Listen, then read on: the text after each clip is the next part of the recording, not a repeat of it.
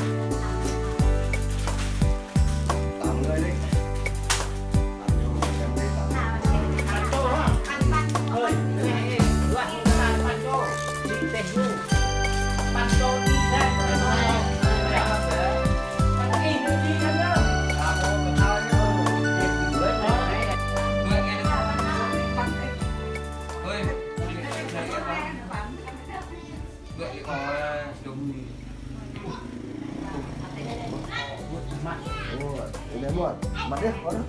Ya.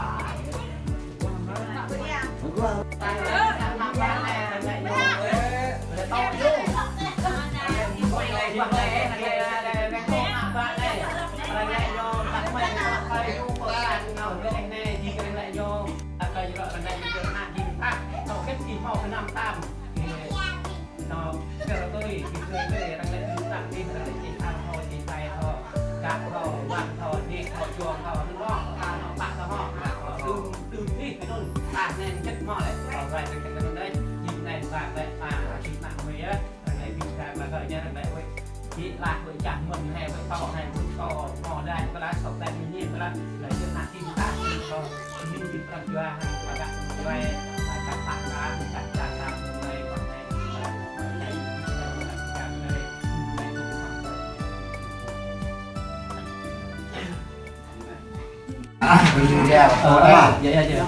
Dapat tang nih. Nah, có đi không đâu, có đi không đâu đi đỏ.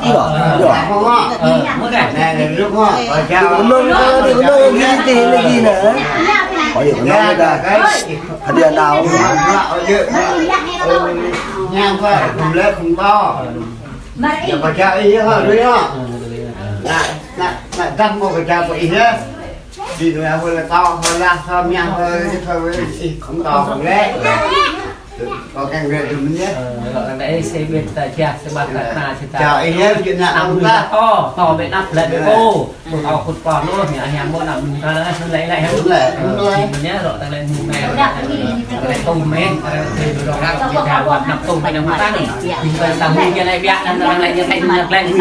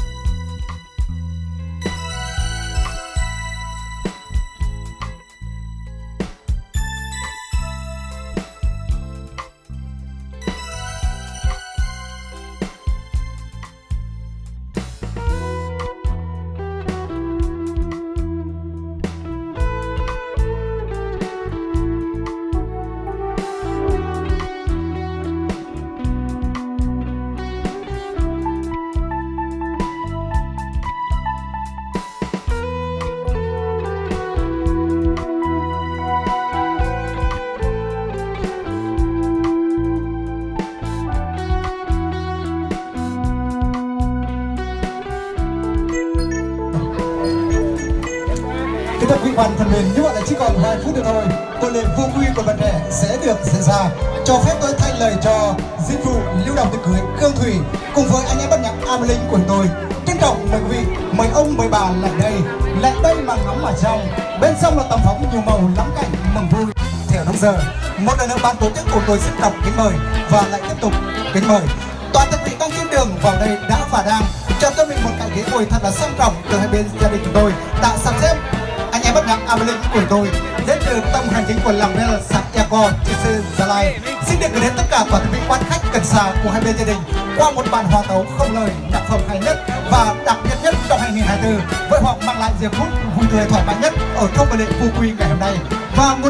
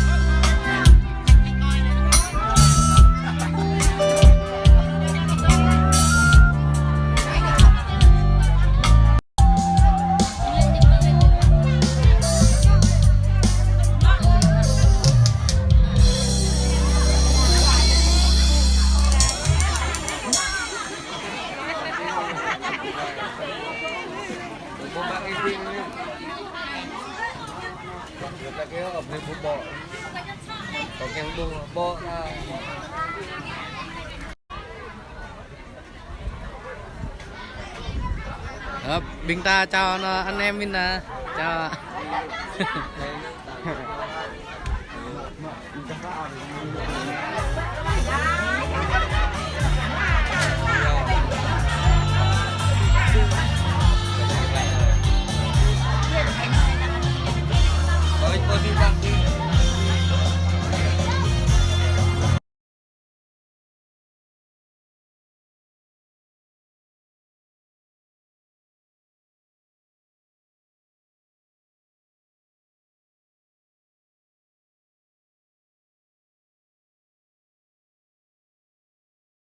nói đầu tiên cho phép Hương thay mặt cho nhà làm chương trình, thay mặt cho trung tâm tổ chức sự kiện cưới hỏi tần gia liên hoan sinh nhật hội nghị dịch vụ Cương Thủy của tôi đến từ thôn Vinh Hà xã Yà Lang Chư Gia Lai đồng hành cùng với gian nhạc âm thanh ánh sáng Ameling của tôi đến từ trung tâm hành chính của làng Bel xã Eco Chư Gia Lai xin được gửi đến tất cả toàn quý vị, quý ông tươi mát, quý bác thành tú, quý chú đại đà, quý bà thập mỹ quý vị đoán trang cùng quý nàng tươi trẻ lời cảm ơn chân thành, lời kính chúc sức khỏe và lời chào mừng trân trọng nồng nhiệt nhất.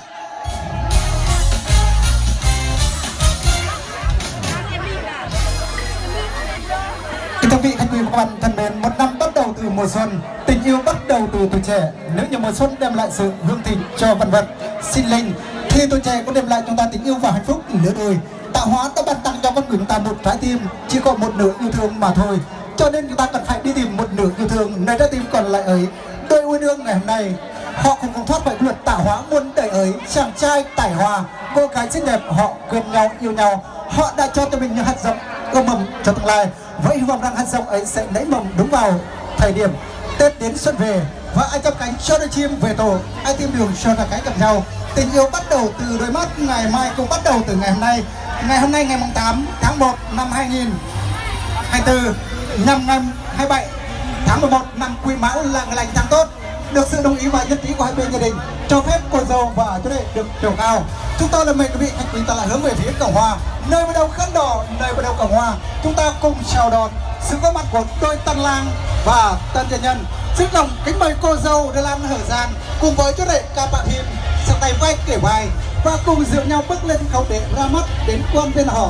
Cùng quý khách quý đang được hiện diện đông đủ tại khuôn viên là một lần nữa chúng tôi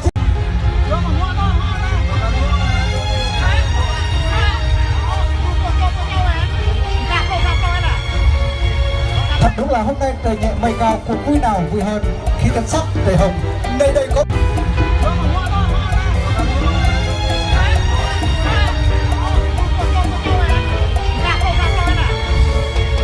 thật đúng là hôm nay trời nhẹ mây cao, cuộc vui nào vui hơn khi tấm sắc trời hồng.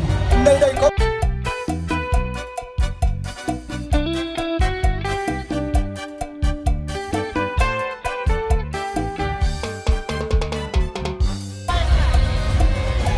Thưa quý quan thân mến, trong cái niềm vui và sự hạnh phúc tuyệt vời của buôn trẻ ngày hôm nay, chúng tôi không thể không nhắc đến các bậc sinh thành và dưỡng dục. Dẫu biết rằng là chuyên vợ đã chồng, cho con cái là trách nhiệm bổn phận của người cha làm mẹ, họ đã dành cho con và quý bà Đà Lan Ngọc Linh. Đó là bố mẹ kính yêu của cô dâu. Kính mời Lưu Thảo đứng bên cạnh cô dâu xin đẹp. Về phía đại diện gia đình họ nhà trai của ta, xin dòng kính mời quý ông Siêu Loan và quý bà Ca Bạ Hở Ép là bố mẹ kính yêu của chú rể. Kính mời Linh Khấu đứng bên cạnh chú rể cường tráng đẹp trai. Và một lần nữa kính mời hai bên gia đình Linh Khấu. Rất cao kính mời hai bên gia đình. Xin quý vị hãy dành tặng cho hai bên gia đình bằng một tràng vỗ tay thật lớn đầu tiên. Chúc mừng.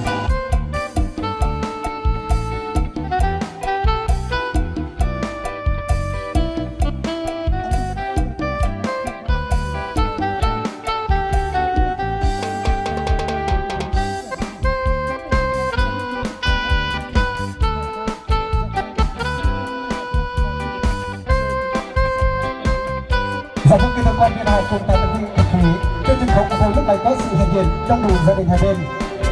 Cùng cô dâu chú rể không có gì hơn, hai bên gia đình cùng cô dâu chú rể sẽ một lời cúi đầu thay cho những lời cảm ơn chân thành nhất trong chương trình. Một lời cúi đầu, xin mời. Thưa quý quan thân mến, nếu ở trên sân khấu của tôi lúc này có sự hiện diện đầy đủ hai bên gia đình họ nhà gái, bố mẹ của cô dâu, gia đình họ nhà trai, bố mẹ của chú rể. Chúng tôi trích đọc tuyên bố khai mạc đại lễ vô quy của đoàn thể cô dâu Đà Lan Hở Gian sách duyên của các định các bạn phim xin được màn phép bắt đầu.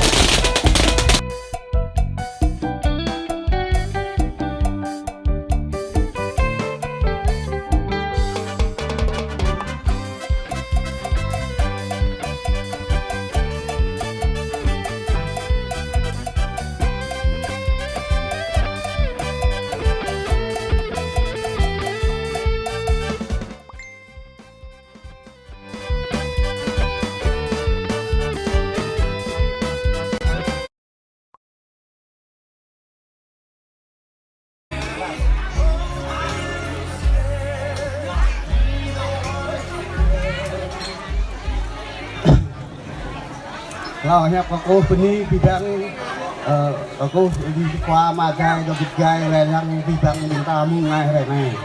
Và câu bắp nhai bidang mít lòng dòng dây mua ngay này này vừa sang ngọc bình mê thì mà vừa nak cầm ra bình mê hoặc là bờ tháp giờ đây vừa sang ngọc bình mê yêu chứ bidang mít lòng dòng dây thì ra cái giúp cái vô lại chạy lại tay. Rồi chúng tôi không biết là vừa sang ngọc bình mê vừa bên sang ngọc bình mê cái nam bằng họa nguyên là lô lại ba lâm mây ba này kau bidang met dong yang teh pap nyai beri mây là trong tua pasang nọ bình mây này ra pap nyai tại ruộng nhà rai tại ruộng nhà hoa bình ta đấy tua pasang nọ bình mây mau kẹt đó kau puni bidang met dong yang teh phần so được không phần pro cô nhằm về nhằm chân phi tăng chúng ta mùng này này cô vừa đi có chữ tay nhặt cho mình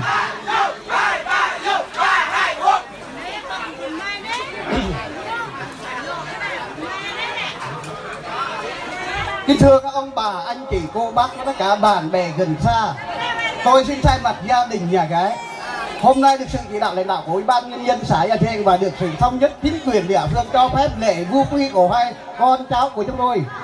Mong các ông bà, anh chị cùng đến chung vui với đình chúng tôi. Hai gia đình chúng tôi chẳng có gì hơn. Mong ông bà, anh chị phải thông cảm. Cuối cùng tôi xin chúc sức khỏe các ông bà, anh chị luôn luôn mạnh khỏe. Xin chúc ông bà, anh chị năm cũ đã đi qua, năm mới đã đến. Xin chúc ông bà, anh chị dồi dào sức khỏe, gia đình hạnh phúc và thường lộ bình an. Tôi xin chân thành cảm ơn. Vừa rồi quý vị vừa được lắng nghe những lời phát biểu gia đình họ nhà gái của tôi, và đó cũng như là những lời cảm ơn rất là chân thành. Người ta thường nói rằng trai vui thì cái cũng mừng, hai họ đều tưng bừng như hoa nhà gái hân hoan mừng rệ thảo, nhà trai hớn hở đón dâu hiền, và để câu chuyện của bạn được nối liền nhau. Sau đây chúng tôi trân trọng kính mời những lời phát biểu gia đình họ nhà trai cũng có đôi lời phát biểu, những lời chia sẻ, những lời cảm ơn.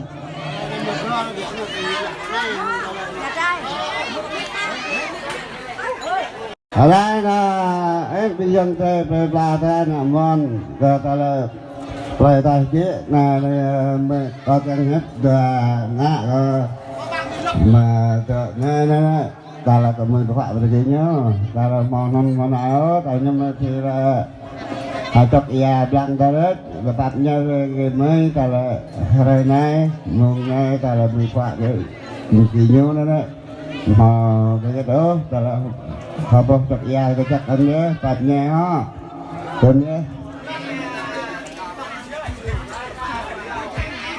Ở bên tay mơ đây banyak daga sama phùng đi ra daga benih kopi pak ping aya nevan nehmon zontai yit yo latai saja pinta mopiao remung hem plak em ta yang mau biak lai hama leh nana sak lai so rekau kopi pak kami cepoh dengan perang tojum ke sang nó ke bengyu pinta poh dengan perang tojum ke sang nó ke bengyu benih ke di chúng ta để lên tập trình là chúng tôi mời quý vị khách chúng ta là hướng về sân khấu khu vực trung tâm. Đi khắp thế gian không ai tốt bằng mẹ, gánh nặng cuộc đời không ai khổ bằng cha, nước biển mong mênh không đồng đợi tình mẹ, mây trời lồng lồng không phúc kiến cùng cha, tân tạo hôm mẹ nuôi con khôn lớn, mang cả tâm thân gầy cha che chở để con. Xin mời cô dâu và chú rể lấy được. Toàn thể quý vị ta hãy rót nhiều mang thật tay vào, những ai dùng bia người ta rót đầy mình bia.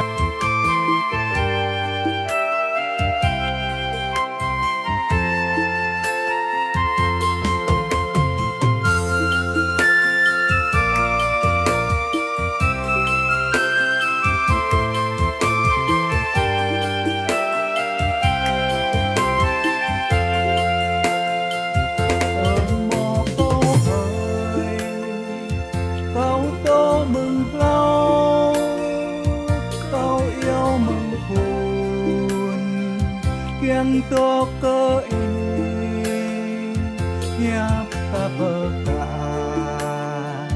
hiệp ta mà tengah hiệp ta ắt tô phò cơ hiệp này in một hiệp răng tua in một tengah răng clau câu y lui rai câu y lại rằng hiếm tâm câu ngã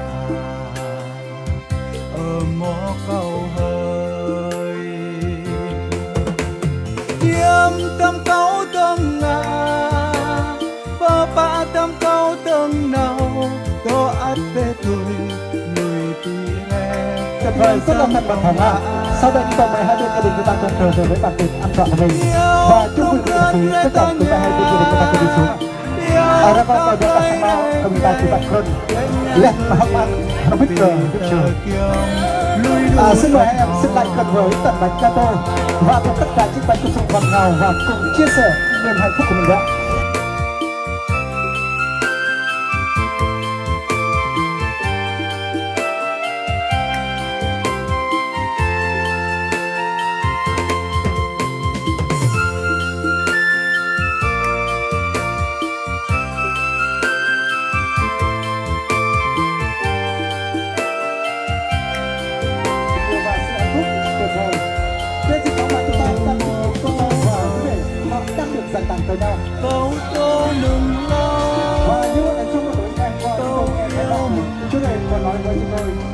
cảm ơn thượng đế đã cho được gặp em và được yêu em, và anh sẽ mãi yêu em cho đến suốt cả cuộc đời này. Xin chúc tặng nhau và chúc để năm năm hạnh phúc sống với nhau đến cái mặt dạng lòng. Xin quý vị hãy phò cờ niệm này ý một nhấp răng tua ý một tầng nghe răng cào câu ý lui rai câu ý phai rầm nhâm tâm cầu ngà ở mó cầu hơi ta cùng ra bên nào xin mời 1, 2, 3 xin chúc mừng hạnh phúc. có ba trăm câu từng nào Chúc cho cô và quý đệ tỉnh Việt Nam bắt đầu nhạc một thề. Chúc cho hai bên gia đình từ nay đã có nàng dâu hiền và chàng Thế Thảo tình yêu luôn luôn hạnh phúc. yêu rong rang ra ta nhà yêu tháp lại rai piai lại ngã cơ đi thì tờ kiang lui đút ở hò yêu tâm câu tương na ba tâm câu tương nào có ai để tôi lùi bị hè kiếm tâm cầu ngã yêu không khán ra ta nhà yêu tháp lối rai piai lại ngã cơ đi thì tờ lòng lùi đút ở hò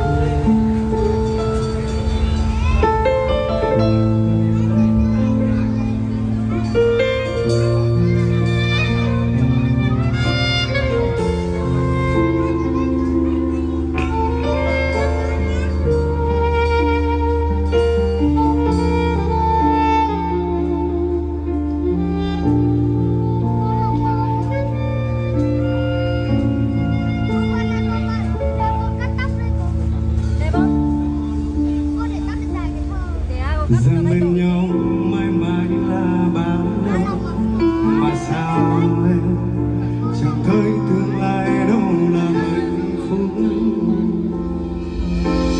Đã có lúc anh từng nghĩ đến những ngày của sau này của đôi ta sẽ chẳng còn xa những tháng ngày không còn lời hứa thì thầm bên tai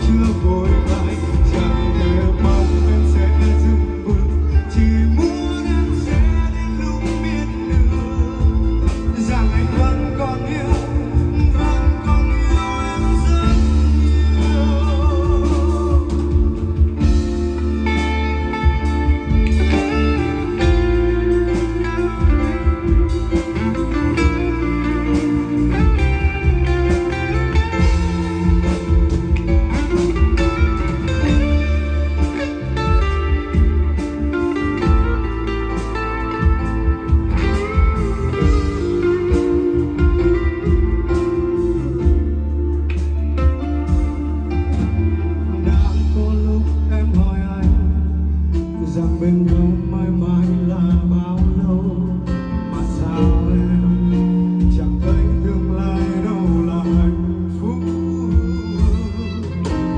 Đã có lúc anh từng nghĩ đến những ngày của sau này của người ta sẽ chẳng còn xa đâu em à.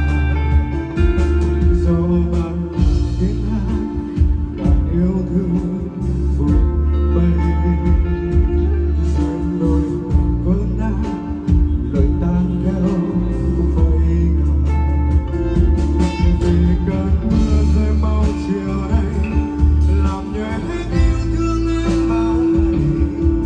Vì anh chẳng thể nói lên tiếng yêu này vẫn chưa vội vàng. Chẳng thể mong em sẽ dừng bước, chỉ muốn em sẽ đi lúc biết được rằng anh vẫn còn yêu em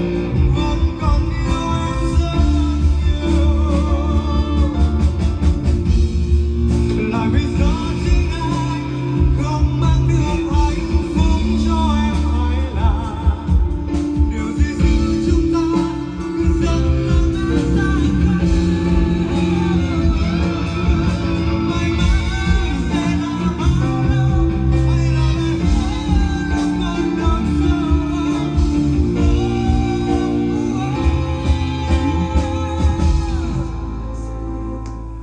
Vì cơn mưa rơi mau chiều nay làm nhòe hết yêu thương em bao ngày.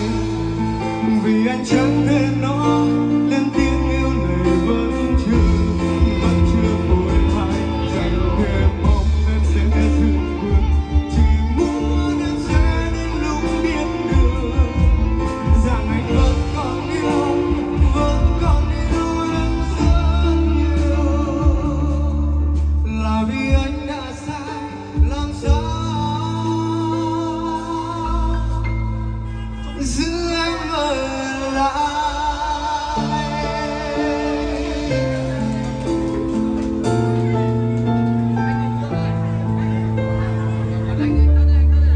Hương hương sầu lây làm đẹp được ngàn muôn ánh sao. Yêu rằng mong manh em xin những cánh hoa đào.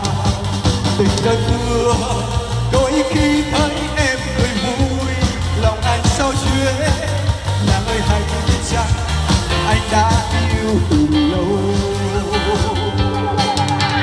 Ôi khi bên em thơ ngây mà dặn lòng đừng nói ra, em còn tìm chính nguyên vương sao chết vỡ. Sợ nụ hôn phai nhai em hờn em dối mà bỏ đường trên lối về. Anh xin yêu em cần thương ta rằng mình đừng nói ra, để nay đây bên em ta chung về lối cũ. Dù lòng đớn đau yêu em từ lâu.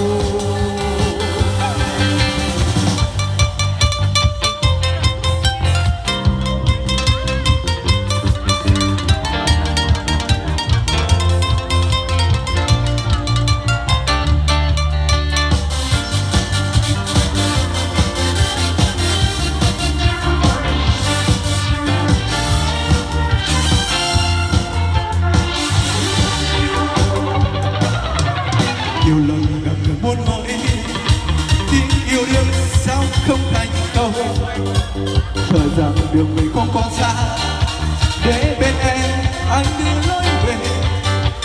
Nhiều lần chờ nhìn em thật lâu, nét thơ ngây chưa ước sầu lấy. Làm đẹp được ngàn muôn ánh sao, nhiều chàng mong manh em xin những cánh hoa đào. Tình cơn mưa đôi khi thấy em cười vui, lòng anh sao chuyện.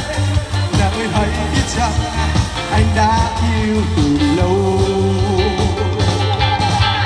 Đôi khi bên em thơ ngây mà rằng lòng đừng nói ra, em còn tìm chính quyền hương sao chết ngờ. Sợ nụ hôn phai nhai em hờn em rồi mang ngồi đơn trên lối về. Anh xin yêu em căn phương ta rằng mình đừng nói ra, để ngày nay bên em ta chung về lối cũ. Dù lòng đớn đau yêu em từ lâu. Ôi khi bên em thơ ngây mà rằng lòng đừng nói ra, em còn tìm chim nguyên hương tình sao chết ngỡ. Sợ nụ hồng phai nhai em hờn em rồi em mang ngồi đơn trên lối về.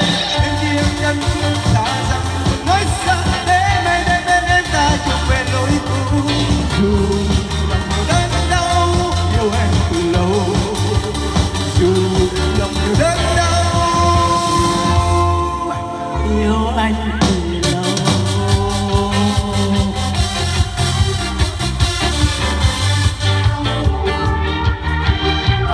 Xin beli bang.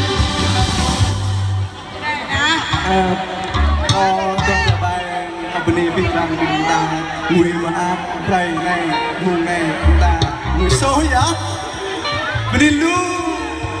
Vâng, một tràng vỗ tay cho anh Bell nha. Vâng, rất là cảm ơn anh đã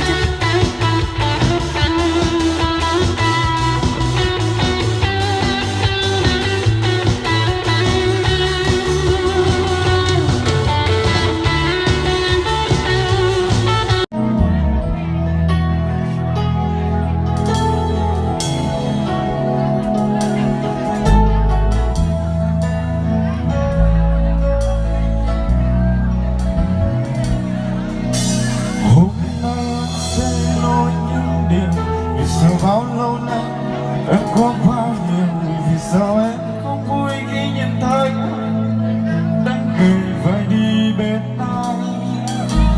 Em không vui nhưng có xa vời rằng em không yêu anh, nhưng có ai ngờ một ngày người nơi đây nhìn vào anh cho anh nói hết lòng này. Về anh thì tình cảm đôi ta đâu là sai, xa như mình gặp nhau kia trước thì em đã đến trước một bước. Hết con tim em đang thuộc về anh, mà sao chẳng khi nào nghe lời anh yêu dài khờ, dù có khi đâu giả vờ không yêu anh nhưng đau.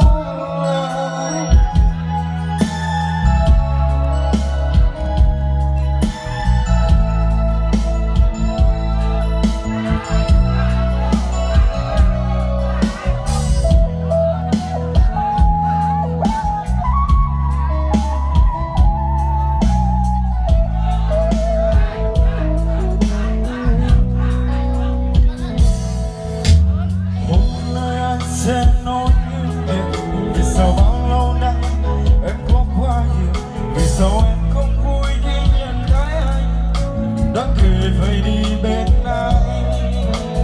Em không vui nhưng có xa vời rằng em không yêu anh, nhưng có ai ngờ một ngày